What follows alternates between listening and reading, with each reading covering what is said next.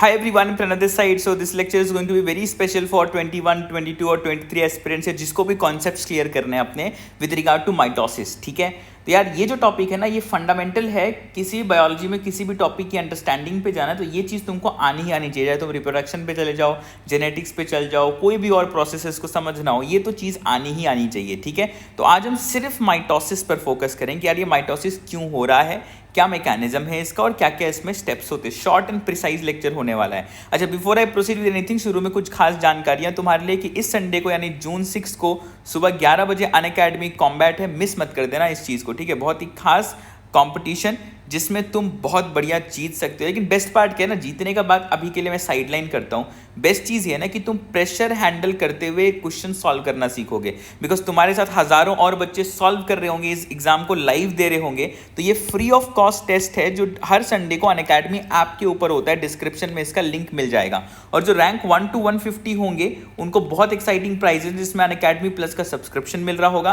Rank 1, 2, 3 को free of cost, और उसके बाद टिल रैंक 150 बहुत अच्छे डिस्काउंट्स हैं। तो यहाँ पर डिस्क्रिप्शन में जो लिंक है उसको चेक करना, उसमें सारी डिटेल्स हैं। ठीक है, तो लाइव टेस्ट दो, प्रेशर को हैंडल करना सीखो और अपना बेस्ट परफॉर्मेंस दो और हो जाओ तैयार नीट में बहुत बढ़िया अच्छे नंबर से क्रैक करने के लिए। ठीक है, और इसके बाद बाकी अनअकैडमी प्लस पर भी बहुत सारे कोर्सेज ऑलरेडी ऑनगोइंग है। मैं कोर्सेज का नाम बता दे रहा हूँ, तुम डिस्क्रिप्शन में लिंक्स चेक कर सकते हो। एक लास्ट लैब कोर्स चल रहा है, लास्ट लैब कोर्स है ना, जो कि अपने 2021 के एस्पिरेंट्स के लिए है, और मंजिल बैच चल रही है जो 22 और 23 के एस्पिरेंट्स के लिए। ठीक है, तुम दोनों में ही प्लस या आइकॉनिक कोई से भी प्लान से ज्वाइन कर सकते हो। जो भी अभी 21 के एस्पिरेंट्स है वो 3 मंथ प्रेफर करना सेफ साइड के लिए। इसमें तुमको 1 मंथ का फ्री सब्सक्रिप्शन मिल रहा है साथ में। ठीक है, तो ये तुम ज्वाइन कर सकते हो। और बाकी जो बच्चे 22 या 23 के वो 1 ईयर या तो 2 ईयर सब्सक्रिप्शन के साथ प्रेफर करते हुए आगे आ जाओ। ठीक है, इसमें भी you are getting extension, amazing offers are there, all links are in the description, you can check them out. ठीक है, और ज्वाइन करते वक्त ये कोड अप्लाई कर लेना, 10% ऑफ तुमको मिल जाएगा। अब आते हैं हम लोग आज के मुद्दे पर,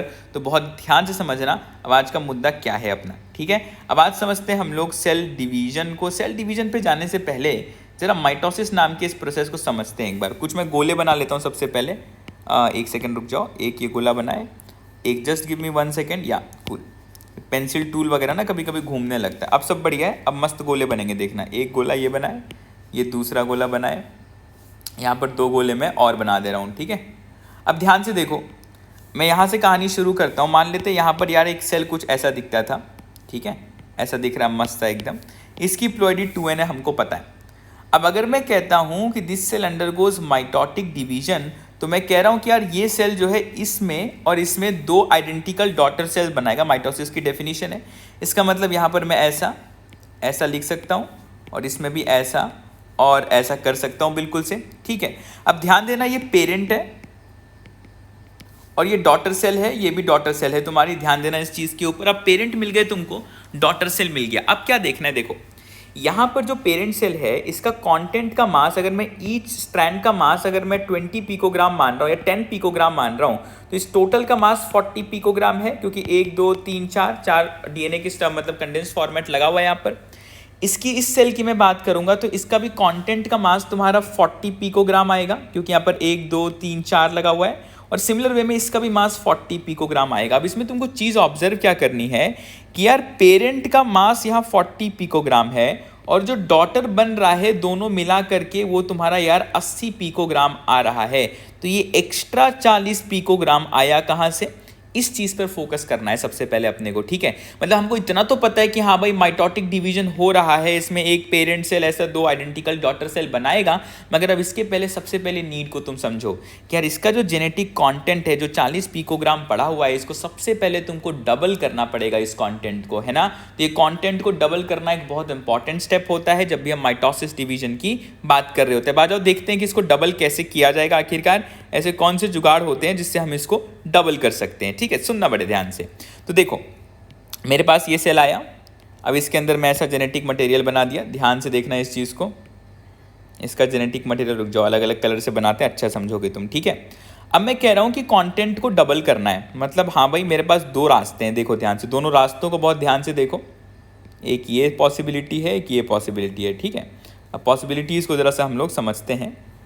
और एक पॉसिबिलिटी कुछ ऐसी है, रेड कलर से दूसरा पार्ट चला गया, बहुत बढ़िया। और एक पॉसिबिलिटी जो है वो कुछ ऐसी है। मैंने थोड़ा ज़्यादा बड़ा बनाया जस्ट फॉर अंडरस्टैंडिंग, ठीक है, अंडरस्टैंडिंग पर्पज़ के लिए सारे फिगर्स हैं। अब देखो ध्यान से, दोनों सिनेरियोज़ को ऑब्जर्व करना। ये पेरेंट सेल था, ऐसा कंडेंस नहीं होता है, मैं पहले ही बता दे रहा हूँ, समझाने के लिए डायग्राम्स हैं, ठीक है। यहाँ पर 40 पिकोग्राम कंटेंट है। हम कहते हैं ना कि एस फेज में डीएनए रेप्लिकेट करता है, तो वही डीएनए का रेप्लिकेशन हुआ। अब कॉपी बनी तो देखो एक ऐसे बन सकती है कि देखो यार यहाँ पर 2 थे, अब 2 से बन गए 4, सबका एक एक कॉपी बना दिया हमने, कोई दिक्कत नहीं है, ठीक है। और ऐसे ये भी 2 थे, यहाँ भी 2 से बन गए 4। अब यहाँ तुम्हारा 80 पिकोग्राम कंटेंट हो गया है, डबलिंग का काम पूरा हुआ। देखो कि 1 2 3 4 5 6 7 8 हो गए, तो 80 पिकोग्राम कंटेंट हो गया हमारा, ठीक है। फिर हम यहाँ पर आते हैं अगर, तो इसको बड़े ध्यान से देखना कि यार यहाँ पर भी 1 2 3 4 5 6 7 8, यहाँ भी 80 पिकोग्राम हुआ है, लेकिन इसमें और इसमें फ़र्क क्या है ये समझ जाओ तो आधा फंडा क्लियर हो जाएगा, ठीक है। इसमें फ़र्क ये है कि यार यहाँ पर ये जो तुमको स्ट्रक्चर्स दिख रहे हैं ये अलग अलग एंटिटीज़ हैं, इसमें फ्यूज्ड एंटिटीज़ हैं। अब यार ये फ्यूज्ड एंटिटी का क्या चक्कर है, ध्यान से समझना इस वाले कॉन्सेप्ट को, ठीक है। पहले मैं जनरल बता दे रहा हूँ, फिर मैं समझा देता हूँ। जैसे इसकी अगर मैं प्लॉइडी की बात करूँगा तो ये डिप्लॉइड होगा, इसकी प्लॉइडी की बात करूंगा तो ये 4n होगा, क्योंकि इसमें 1 2 3 4 एलिमेंट्स टोटल दिख रहे हैं तुमको। और अगर मैं इसकी प्लॉइडी की बात करूंगा तो 2n होगा, याद रखना, ठीक है, बिकॉज एक एंटिटीज यहाँ पर जुड़ी हुई हैं। अब समझना ये मैं बताना क्या चाह रहा हूँ। देखो इस तरह से हमारे पास डीएनए कंटेंट पड़ा होता है। अब ये डीएनए कंटेंट जब रेप्लिकेट करेगा तो इस तरह से 2 हमारे पास स्ट्रैंड्स आ जाएं, या तो मैं कह सकता हूँ कि after copying, after replication of DNA, जो कंडेंस्ड क्रोमोसोम है वो कुछ ऐसा दिखे, यानी कि एक पर्टिकुलर पॉइंट पर कहीं पर जुड़ जाए, है ना, एक पॉइंट पर जुड़ा सा स्ट्रक्चर बन जाए। तो ये 2 पॉसिबिलिटीज़ की हम लोग बात करते हैं, समझ में आई बात, ये बहुत ज़रूरी चीज़ है। अब इस सिनेरियो में और इस सिनेरियो में फ़र्क देखो कि यहाँ पर ये 2 स्ट्रक्चर, अब see if this is strand 1, so this is strand 1, this is strand 1a, so this is strand 1, this is strand 1a. We know since strand 1a is being formed after replication of strand 1, they are identical copies, तो 1 और 1a को मैं sister chromatid कह सकता हूँ। Point ये है कि जब रेप्लिकेशन हो जाता है तो ये सिस्टर क्रोमेटिड एक पॉइंट पे जुड़ जाते हैं, जिसको सेंट्रोमियर कहते हैं, याद रखना इस चीज़ को, ठीक है। ये एक सिंगल एंटिटी टाइप का फॉर्म कर जाते हैं, जिसमें ये 2 सिस्टर क्रोमेटिड हैं, यानी 1 and 1a are sister chromatids, ठीक है। ये बाजू में जो मैंने वाइटिस बनाया है ये काइनेटोकोर का स्पेसिफिक पॉइंट है, याद रखोगे, ठीक है। अब फर्क को समझने वाला टाइम आ चुका है कि अगर मैं एक सेल ऐसा ड्रॉ कर रहा हूँ और उससे मैंने ऐसा जेनेटिक मटेरियल का कंटेंट लिखा, इसका प्लॉइडी 2n है।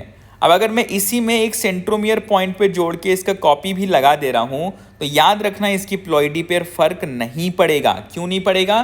क्योंकि ये एक सिंगल एंटिटी की तरह बिहेव कर रहा है, ये भी एक सिंगल एंटिटी की तरह, मतलब अगर मैं इसको 1 2 और 3 और 4 कह दूं तो 1 2 3 4 एक सिंगल एंटिटी की तरह बिहेव कर रहे हैं, ठीक है, जिसमें 1 और 2 1 and 2 होमोलोगस क्रोमोसोम है, 3 and 4 होमोलोगस क्रोमोसोम है। ये होमोलोगस क्रोमोसोम का फंडा हम लोग सेल में पढ़ते हैं। आई होप सो तुमने पढ़ा हो, नहीं पढ़ा तो कमेंट में बताना, मैं उस पर भी एक सेपरेट लेक्चर ले लूँगा, ठीक है।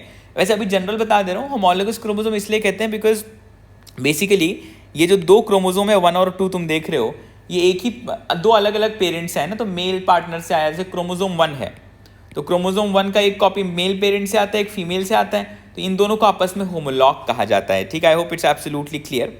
अब जरा डिवीजन को समझते हैं हम लोग। तो मैंने वापस में क्राइटेरिया पर आता हूँ कि डीएनए का रेप्लिकेशन करवाना है तुमको, ठीक है। तो अभी के लिए मैं कंडेंस स्टेट में ही समझा दे रहा हूँ, फिर मैं डिटेल पर चलता हूँ। ध्यान से देखो एक बार, यहाँ पर 2 पॉसिबिलिटीज़ तुम्हारे सामने रख रहा हूँ। इस तरह से रेप्लिकेशन करा सकते हैं हम लोग, या तो हम इसको इस तरह से रेप्लिकेट अल्टीमेटली करा सकते हैं, ठीक है। ये 2 पॉसिबिलिटीज़ की मैंने यहाँ पर बात करी। अब देखो इस पॉसिबिलिटी में प्लॉइडी 4n हो रही है, इस पॉसिबिलिटी में प्लॉइडी 2n कांस्टेंट है। 40 का 80 इसमें भी हो रहा है, 80 इसमें भी हो रहा है। सेल डिवीजन इसको प्रेफर नहीं करते हुए हम इस पाथवे की तरफ से आगे चलते हैं, जहाँ पर अपने पास 40 पिकोग्राम का 80 पिकोग्राम कंटेंट होता है, लेकिन प्लॉइडी रिमेन्स कांस्टेंट, ठीक। अब जरा सेल डिवीजन का फंडा को समझो बहुत ध्यान से। एक्चुअल में ऐसा कंडेंस नहीं दिखता ये, ठीक है। एक्चुअल में अगर मैं सेल ड्रॉ करूँगा तो एक ये बनाया, एक ये बनाया, एक ये बनाया, एक ये 4-5 गोले बना लेता हूँ मैं, ठीक है। तो एकदम डायग्राम्स तुमको क्लैरिटी रहेगी, फिर मैं आराम से इनके अंदर ड्रॉ करता रहूँगा, ठीक, बढ़िया। चलो अब देखो ध्यान से, शुरुआत में न्यूक्लियर मेम्ब्रेन लगी हुई है, और इसके अंदर तुम्हारा जेनेटिक मटेरियल से किच किच किच किच किच किच करके एकदम से पड़ा हुआ जेनेटिक मटेरियल है, ठीक है। तो यहाँ जेनेटिक मटेरियल एकदम पड़ा पड़ा हमने दिखा दिया। इसके बाद मैंने कहा कि हाँ भाई रेप्लिकेशन हुआ, लेकिन रेप्लिकेशन हुआ तो हम कंडेंसेशन वगैरह कुछ नहीं कराते हैं, तो जो कंटेंट है ना वो ऐसे ही पड़ा हुआ है। अब ये रेप्लिकेटेड कंटेंट है, ठीक है, याद रखोगे जब इसका रेप्लिकेशन हो जा रहा है तो ये इस तरह मैंने कंटेंट का अमाउंट बढ़ा दिया, ठीक है। तो हम क्या कहते हैं कि जो पहला फेज है ये, इस वाले फेज को G1 फेज कहा जाता है। इट अंडरगोज एस फेज, जिसमें 2 पॉइंट होते हैं, मैं लिख नहीं रहा हूँ, बता रहा हूँ, सुन लो ध्यान से। सेंट्रियोल्स का डुप्लीकेशन होता है पहला पॉइंट, और दूसरा पॉइंट होता है डीएनए का रेप्लिकेशन, और फिर हम आते हैं G2 फेज में। कंपेयर करोगे तो अगर यहाँ डिप्लॉइड रहा होगा 40 पिकोग्राम रहा होगा, तो यहाँ भी डिप्लॉइड है लेकिन 80 हो जाता है, क्योंकि डीएनए रेप्लिकेट करता है, ठीक है। इसलिए कहते हैं ना कि the ploidy remains constant but the mass of the genetic material doubles, the DNA content का मास जो है डबल कर जाता है, ठीक है। इसके बाद हम फेजेस पर चलते हैं जहाँ कंडेंसेशन का पार्ट होगा। ध्यान देना कि न्यूक्लियर मेम्ब्रेन लगी हुई है। अब धीरे धीरे क्या होता है कि सेंट्रियोल्स धीरे धीरे पोल की तरफ पहुंचना शुरू कर देते हैं, ठीक है। सेंट्रियोल्स माइग्रेट टुवर्ड्स पोल, और यहाँ पर ये कंडेंस करता है मटेरियल। तो कंडेंस करता है तो तब जाके ये कुछ ऐसी शक्ल वाला दिखाई देना शुरू होता है, ठीक है। अब इसकी शक्ल ऐसी कुछ हो जाती है, ठीक। अब इसके बाद थोड़ा और आगे चलते हैं हम लोग, तो हमको क्या देखने को मिलता है, देखो बड़े ध्यान से, कि अभी न्यूक्लियर मेम्ब्रेन थोड़ा थोड़ा गायब हो गई है अपनी, ठीक है। मतलब समझ लो ऑलमोस्ट गायब हो गई है न्यूक्लियर मेम्ब्रेन, और यहाँ पर जो है ये इस तरह से पड़े हुए हैं एकदम, ठीक है। ध्यान देना इस चीज़ के ऊपर कि ये पड़े कैसे हुए हैं, ये देख लो बड़े ध्यान से, समझ गए क्या। अब इन फेजेस को क्या कहते हैं, तो ये जो 2 पोर्शन तुम्हारे सामने रखा, इसको कहते हैं प्रोफेज, ठीक। प्रोफेज में एक होता है अर्ली प्रोफेज और एक होता है तुम्हारा लेट प्रोफेज। तो अर्ली प्रोफेज में ध्यान से देखो, centrioles migrate towards pole, start migrating towards pole, ठीक है, and the chromosomal material condenses, that is in early prophase. In late prophase what is happening, जो हमारे यहाँ पर क्या बोलते हैं सेंट्रियोल थे वो पोल पहुंच चुके हैं, उनका फाइबर वाइबर बनना शुरू हो चुका है, और इनका अलाइनमेंट की तैयारी हो रही है अब, ठीक है, कि इनको अलाइन वेलाइन किया जाए सही से, ठीक। तो ये लेट प्रोफेज की बात करें, इतना समझ के रखो इसको। अब सुनना ध्यान से आगे, लेट प्रोफेज में न्यूक्लियर मेम्ब्रेन गायब हो जाती है, और उसके साथ साथ याद रखोगे ऑर्गेनेलीज भी डिसअपियर हो जाती हैं, ठीक है, बहुत इंपॉर्टेंट। अब लेट प्रोफेज में आने के बाद जो अगला फेज आता है कि जो भी कंटेंट है उसको पकड़ा जाता है, और यहाँ पर ऐसे सेंटर में सबको ले आकर के अरेंज करते हैं, ठीक है। मैं colour code same constant maintain रखता हूँ, यहाँ पर कुछ इस तरह से यहाँ पर सेम रह जाता है, ठीक है। यहाँ पर हमने ये रखा, इसको सब के सब ये पकड़ के ले आकर के एक जगह पर ऐसा अरेंज कर देते हैं। ध्यान रहेगा ये चीज़ सबको, बहुत ही मेजर पॉइंट है। दे आर अरेंज्ड, एक मिनट, ये इरेजर चल गया इस पर, इसको ज़रा बंद करें। हाँ, तो इनको क्या करा जा रहा है, एक पर्टिकुलर पॉइंट पर एक पर्टिकुलर प्लेट टाइप पर ले आकर के अरेंज किया जा रहा है, जिसको इक्वेटोरियल प्लेट कहते हैं, और इस फेज को हम लोग कहेंगे मेटाफेज। तो metaphase is characterized by all these particular chromosomes being arranged on the equatorial plate, properly condensed structure, याद रखने वाली बात, ठीक है। तो मेटाफेज में ये चीज़ें हो गई, इसलिए मेटाफेज को कहा जाता है ना the best phase two study the structure, the size of the chromosomes. So it is the best phase, याद रखना किस चीज़ के लिए, स्ट्रक्चर, मॉर्फोलॉजी, साइज को समझने के लिए, ठीक है। इसके बाद अगला फेज क्या होता है, अच्छा इस पे जाने से पहले जरा यहाँ वापस आओ। यहाँ जब मैं तुमको स्ट्रक्चर समझा रहा था, आई होप मैंने वो डायग्राम रखा हो, यहाँ साइड में मैंने बोला काइनेटोकोर। ये काइनेटोकोर ही वो पॉइंट है जहाँ से स्पिंडल फाइबर आकर के जुड़ेगा, याद रखना इस चीज़ को, this is the whole point जहाँ पर आकर के इसको जुड़ना है। अब इसके आगे क्या होगा, ये बड़ा इंटरेस्टिंग है कि यार यहाँ देखो ध्यान से, यहाँ पर तुमको मैं इसका एक इंडिविजुअल फोटो को पिक करके तुमको दिखाता हूँ, ज़्यादा समझ में आएगा। अभी मेरे पास सिनेरियो कुछ ऐसा है, ठीक है, मेरे पास जो सिनेरियो है वो कैसा हो रखा है, ध्यान से देखो। यहाँ पर एक ऐसा तुम्हारे पास क्रोमोसोम है, ठीक है, और एक यहाँ पर ऐसा क्रोमोसोम लगा हुआ है, ठीक है, और इसको दोनों तरफ से पकड़ लिया गया है, ठीक है। मैं यहाँ पर बना दे रहा हूँ, और इसके साइड में जो है हम लोग थोड़ा सा एक पोर्शन रेड मार्क कर देंगे समझने के लिए। काइनेटोकोर साइड में है, काइनेटोकोर साइड में है, और यहाँ पर ऐसे एक रस्सी बंधी है, यहाँ पर एक रस्सी बंधी है। अब क्या होगा, अब इसको पकड़ के खींचा जाएगा। कैसे खींचा जाएगा वो भी देखना, कि यहाँ पर एक को ऐसे खींचा, और यहाँ पर एक को जो है कुछ ऐसे खींचा, ठीक है, और यहाँ पर अभी भी मैं साइड में मेंशन कर दे रहा हूँ, रेड कलर से काइनेटोकोर से पकड़ के खींचा है क्योंकि, ठीक है, ध्यान देना इस चीज़ के ऊपर, बहुत ही मेजर कॉन्सेप्ट है ये। और यहाँ पर सेंट्रोमियर टूट चुका है, जब पकड़ के खींच रहे तो ऑब्वियसली टूटेगा ही, है ना। इसको इधर खींच रहे, इसको इधर खींच रहे, समझ में आया।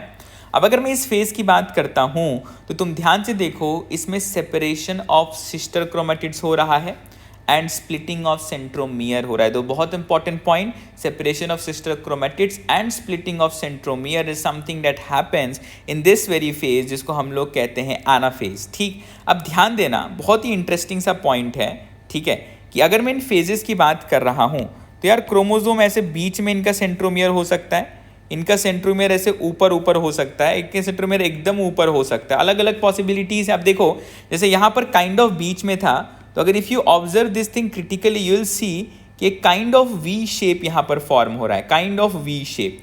तो जब मैं इनको पकड़ के, अब देखो सिमिलर वे में अगर मेरे पास इस तरह का जो है क्रोमोसोम्स का अरेंजमेंट होता तो इसको खींचते तो तुमको कुछ और शेप मिलता, यानी कुछ एल टाइप का शेप मिलता। ठीक है, तो based upon location of centromere we classify these क्या बोलते हैं things, these chromosomes as submetacentric, acrocentric and telocentric. ये सेल चैप्टर में पढ़ा जाता है। ठीक है, अब ये सब कैरेक्टरिस्टिक शेप देते हैं एनाफेज में, यानी कि VLJI शेप। जैसे ये तुम देखो, अगर मेरे बीच में है सेंट्रोमियर तो ये V शेप देगा, फिर थोड़ा ऊपर गया सेंट्रोमियर तो L देगा, ठीक है, फिर वैसे और ऊपर गया तो J देगा, और फिर लास्ट में I देता है। ठीक है, तो VLJI शेप्स में पॉइंट मेरा यहाँ पर बताने का सिर्फ इतना है कि यार एनाफेज इज द फेज जिसमें पर्टिकुलरली स्टडी करी जाती है किस चीज़ की, शेप की, शेप ऑफ द क्रोमोसोम की स्टडी करी जाती है। That is what is very very important. ठीक है, अब जरा देखते हैं यहाँ पर हो क्या रहा है स्पेसिफिकली, जरा कॉन्सेप्ट पर ध्यान दिया जाए। एक सेकंड में पेन का कलर चेंज कर लेता हूँ। यहाँ पर देखो, इसको इधर बनाए, इसको इधर बनाए, ऐसे ही सेम तरीके से यहाँ पर हमने इसको इधर बनाया। और ध्यान देना कि यार यहाँ पर पकड़ के हमने इसको खींच लिया। प्लीज माइंड दिस, इसको पकड़ के इस तरह से खींच लिया गया है। तो सेंट्रोमियर्स में हुआ है split, mind this statement, very very very important. ठीक है, अब ये अलग होके रेस्पेक्टिव पोल्स की तरफ माइग्रेट करते चल जा रहे हैं। ठीक है, so this is what happens in anaphase, very important. इसके बाद देखो क्या होता है। ठीक है, अब ये माइग्रेट तो कर गए, कहाँ पहुंचेंगे अब अल्टीमेटली, रेस्पेक्टिव पोल्स पे पहुंचेंगे। तो मैं ऐसा कहता हूं कि ये रेस्पेक्टिव पोल्स पे पहुंच चुके हैं। यार ये background noise I, I am really sorry for this, मैं इसको फिक्स कर देता हूं बिल्कुल। ठीक है, अब देखो बड़े ध्यान से, अब जब ये रेस्पेक्टिव पोल से पहुंचे तो ये कुछ ऐसा दिखना शुरू हुआ। ठीक है, मैं ऐसा कुछ बना दे रहा हूँ, यहाँ पर पहुँच गए। अब इनको पेरेंट जैसा बनना है, फिर से जीवन जैसा बनना है। तो ये जो कंडेंस्ड मटेरियल है, अब इसको डीकंडेंस होना बहुत ज़रूरी है। So once they reach the poles they start decondensing, and मतलब रिवर्स ऑफ प्रोफेज होना शुरू हो जाएगा। इसको बिल्कुल से जो है ध्यान रखना इस चीज़ को। ठीक है, तो रिवर्स होना शुरू हो जाएगा। अब क्या होगा, बहुत ध्यान से ऑब्जर्व करो प्लीज़ इस चीज़ को। ठीक है, जस्ट चेक दिस आउट। पहले तो ये देखो, मैं इसको ऐसे दो पार्ट में अगर स्प्लिट करूँ और मैं इस साइड को ऑब्जर्व करूँ तो यार ये पेरेंट जैसा दिखना शुरू हो गया है ना।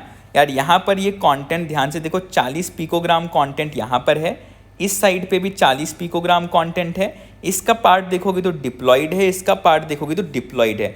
मतलब साइटोकाइनेसिस के बाद अगर ये ऊपर का पोर्शन ए कह रहा हूँ और बी कह रहा हूँ, तो ए और बी को सेपरेट अगर कर दिया जाए तो एक इंडिविजुअल सेल बन जाएंगे जो पेरेंट से आइडेंटिकल होंगे। तो अब समझ में आया कि हमने किस तरह से डीएनए की सबसे पहले कॉपीज़ बनाई और उसके बाद उन कॉपीज़ को ले आकर के सेपरेट करके डिस्ट्रीब्यूट किया, और हमारे पास सारा का सारा काम जो है बनता चल गया बिल्कुल से। So that's how it works, extremely simple process. ठीक है, अब अगला मैं यहीं पर बता दे रहा हूँ तुमको कि ये जो मटेरियल है ये डीकंडेंस होगा। इसको मैं डीकंडेंस कर देता हूँ यहाँ पर। ठीक है, और इसके बाद यहाँ पर न्यूक्लियर मेम्ब्रेन फॉर्म हो जाएगी, यानी जो भी प्रोफेज में हुआ था उसका रिवर्स, और अल्टीमेटली हमारे पास यहाँ पर 2 न्यूक्लियाई आ जाएंगे एक सेल के अंदर। समझ में आई कंडीशन क्या हो रखी है, यहाँ पर एक सेल के अंदर 2 न्यूक्लियाई आ जाएंगे। That is the whole situation that happens at the end, और इसको हम टीलोफेज कह रहे हैं। ठीक है, तो प्रोफेज, मेटाफेज, एनाफेज, टीलोफेज, बहुत ही सिंपल से साइकिल। तो ये रहा तुम्हारे पास, यहाँ पर आ जाओ प्रोफेज, या आया मेटाफेज, या आया एनाफेज, या आया तुम्हारा लास्ट में टीलोफेज हमने अल्टीमेटली मेंशन कर दिया। So that's how it works. ठीक है, अब देखो ये जो मैंने शुरू में बनाया था ना वो अर्ली टीलोफेज। सी, किसी भी फेज को हम ऐसे कह सकते हैं कि अर्ली टीलोफेज है और वो लेट टीलोफेज है। ठीक, अब इसमें एक डिस्टिंक्शन याद रखना, ऐसा नहीं है कि अगर मैं कहता हूँ माइटोसिस हो रहा है, ठीक है, उसमें प्रोफेज है तो प्रोफेज का एंड एकदम एक स्ट्रिक्ट लाइन है और मेटाफेज की बिगिनिंग, ऐसा नहीं है, ओवरलैपिंग होते हैं। जैसे कि the late prophase coincides with early metaphase. ठीक, अगर कभी कभी पूछता है कि complete condensation of genetic material happens in which phase, तो ध्यान रखना उसमें मेटा फेज लगाते हैं कि कंप्लीट टोटली कंडेंस हो चुका होता है मेटा फेज में ही, ठीक है। So that's how mitotic division happens. Ultimately ये 2 सेल्स बनते हैं, फिर साइटोकाइनेसिस होती है और 2 आइडेंटिकल पेरेंट के कंपेयर में आइडेंटिकल सेल्स बन करके आ जाते हैं, ठीक है। तो इसका एक स्क्रीनशॉट निकाल लेना और ये एकदम नटशेल में तुम्हारे सामने माइटोसिस का प्रेजेंटेशन रह गया, ठीक है। So that will be all. बाकी कुछ फंडामेंटल्स वाले पार्ट के लिए दूसरे लेक्चर से रेफर करो। अगले लेक्चर में ऐसे ही मियोसिस का फंडामेंटल बताऊंगा and that's how we are going to